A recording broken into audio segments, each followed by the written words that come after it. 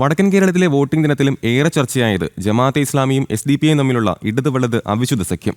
ഈ കൂട്ടുകെട്ടിനെക്കുറിച്ച് രൂക്ഷ ഭാഷയിലാണ് MN കാരശ്ശേരി അടക്കമുള്ളവർ പ്രതികരിച്ചത്.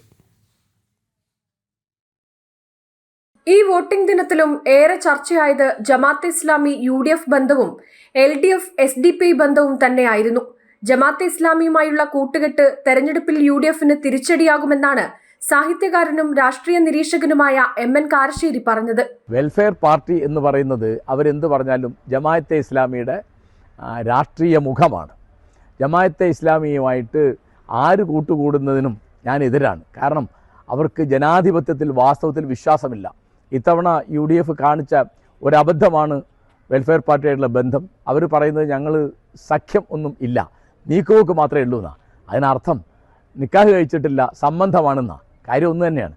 അതുകൊണ്ട് അത് ഈ ഇലക്ഷനിലും തൊട്ടടുത്ത് വരാൻ പോകുന്ന നിയമസഭാ തെരഞ്ഞെടുപ്പിലൊക്കെ തീർച്ചയായിട്ടും UDF-ന് അതിൻ്റെ തിരിച്ചടി കിട്ടാൻ പോവുകയാണ്.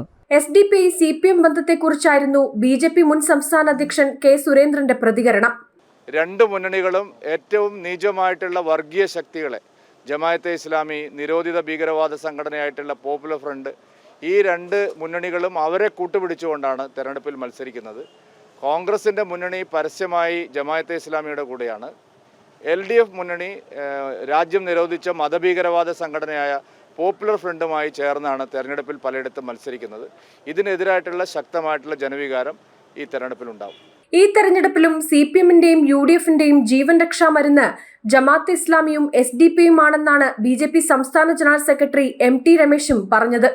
ജമാഅത്തെ ഇസ്ലാമിയുടെയും SDP-യുടെയും സംഘടിത വോട്ട് ബാങ്കിന് പിൻപുറകിൽ വീണ്ടും UDF-ഉം LDF-ഉം അഭയം പ്രാപിച്ചിരിക്കുന്നു എന്നുള്ളതാണ് ഈ തെരഞ്ഞെടുപ്പ് പ്രചരണത്തിൻ്റെ അവസാന ലാപ്പിൽ മനസ്സിലാക്കുന്നത്.